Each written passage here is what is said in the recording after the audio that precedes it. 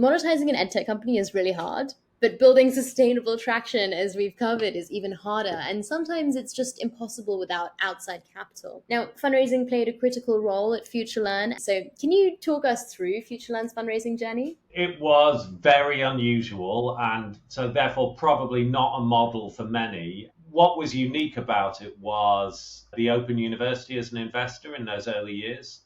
Open University, not for profit, British university, world leader distance and online learning, but watching the arrival of MOOCs as something of a threat, being challenged by the British government to say, come on, you're meant to be our UK's innovation story. Why aren't you getting involved in this?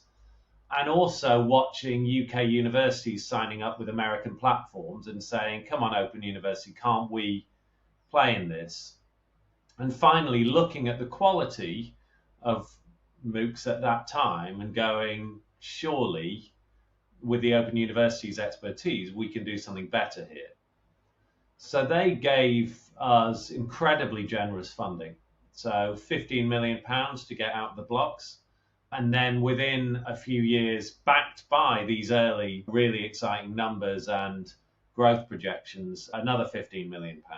And then as an investor, a lot of the early vision and drive was led by some really visionary people at the Open University, including their Vice Chancellor, Martin Bean, and a Professor of Educational Technology there called Mike Sharples, and some of the other leaderships. But as a shareholder also, they were reasonably benign. They were not on my back every day. They were very trusting. They allowed us to do things and set ourselves up in a way that challenged their own organization. However, they were then being owned by a public institution like that has its own challenges. So when there were changes of leadership, you could get a very different style of involvement of the shareholder and so on. And yeah, some of the fluctuations over the years were driven by the existential crises, etc., came from those changes of leadership, changes of approach,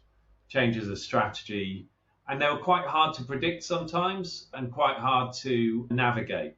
But eventually, I think they realized or were happy that they had a real success on their hands. But we needed to convince them that if we were going to continue to grow, we needed to bring in a new investor, because to keep pace with the Coursera, edX, etc., was going to take a lot more money. To build on the foundations we'd started was going to take a lot more investment. And there was no longer the appetite at the OU to keep using its own money, its own public money, in order to do that. And I kind of respect that decision. I think that was the right call. So we started a process, and the process took a year to bring in a new investor. And we had a fairly traditional process managed by an investment advisory firm. They were outstanding, called IBIS. It was the first time I'd been through one of those processes. We were quite high profile, and they really expertly managed the prospectus, the flyer going out to 120 companies, more in depth, and going out to 30, management presentations to 12, and then narrowed down to a smaller kind of finalization of 2 or 3. And through that process, what kept me sane through it all was I always felt I'm never going to bullshit. I'll tell you what I know. I'll tell you what I don't know. I'll be upfront about where the challenges in the company are. I'll be bullish about our successes. It's a philosophy I've got anyway in business. It meant no one could throw a difficult question at me that would really pull the rug from under me, because I'd just say, I don't know, we'll find out. If they were challenging me on something really difficult in our numbers, no bullshit at no stage. So I wasn't trying to think up what I'd said last time or whatever, always playing a straight bat. So yeah, Seek came in, they bought 50% of the company for £50 million, which was invested directly into the company.